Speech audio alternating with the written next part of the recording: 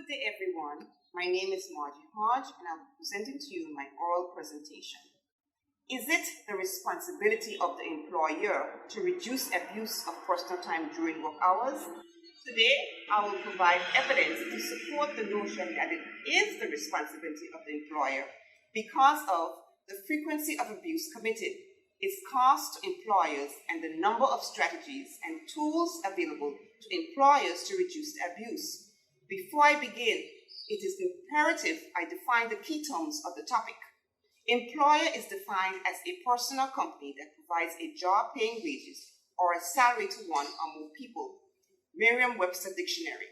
Responsibility is defined as something that it is your job or duty to do. Cambridge Dictionary.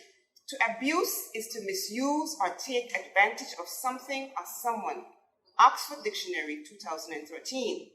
Firstly, the abuse of personal time, also known as time theft, is quite costly to companies and occurs frequently. A study conducted, Henley et al. 2010, found that 84% of participants that committed time theft at least once over a 2-month period. Furthermore, time theft is estimated to cost American companies $177 billion annually, with decreases also in productivity. McGee and Phelan, 1995.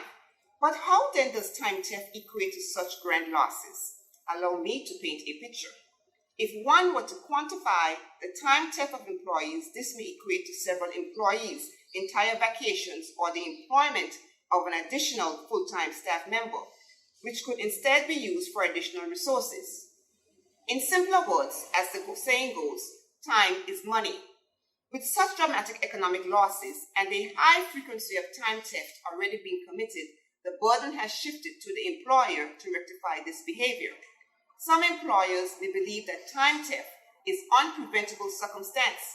However, this mindset demonstrates to employees that such behavior is condoned. Elephant et Elephant, 2001.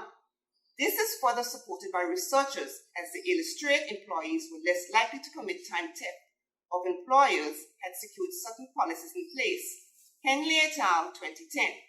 These include timekeeping devices allowing employers to monitor and detect when employees have abused personal time off. Additionally, they suggest that encouraging employees to police one another will create an atmosphere where time theft is not allowed. Henley et al. 2010. This is an efficient strategy because no employee wants to do more because of the lack of effort by one team member.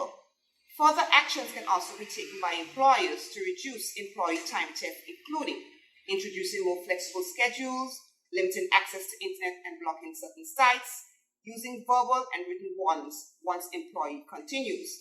Similar researchers suggest that employees are more likely to commit time theft when they have experienced an injustice at work, causing them to disassociate from the company. Lur and Berry, 2013. Therefore, if employers create favorable conditions for employees, this would improve employees' attitudes towards the company, thus reducing time theft. This can be done through asking employees questions, reviewing complaints, offering solutions, and increasing salaries. Rewarding employees with monetary gifts is also suggested to be powerful in improving employee motivation and performance and can thus reduce time theft. Angus et al. 2013. One may argue that it is the responsibility of the employee and not the employer to reduce the abuse of personal time off. According to the Angola Labor Regulations Act 2018, Section 29 to 30, time is allowed for meals arranged and agreed between the employer and employee, and is dictated by the type of business and the level of activity within the business. This is withstanding an 8-hour workday and 44 hours work week, excluding meals and agreed breaks. With this being clearly stated in the labor laws, it should be the responsibility of the employee to uphold what is required of them. Furthermore, the number of working hours is explicitly stated in the job description upon employment.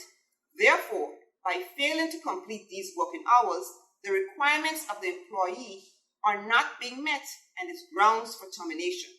However, sometimes when you give persons an inch, they take a mile. And with the frequency of time theft being committed, Employees are not only taking a mile, they are running a marathon. With such a large percentage of persons committing time theft so often, it is illogical to continuously fire a majority of your staff, as this results in expenses of having to train new staff about company procedures. A better approach would be to implement attitudes and policies that do not condone the behavior. Additionally, tools like the theory of planned behavior can help employers predict when employees are more likely to commit time theft through a number of underlying behaviors.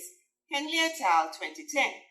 Therefore, with tools that can predict employees' likelihood to commit time theft, devices that monitor employees' working hours, and strategizes employers can implement to reduce employee time theft, I conclude that it is the responsibility of the employer to reduce the abuse of personal time during work hours.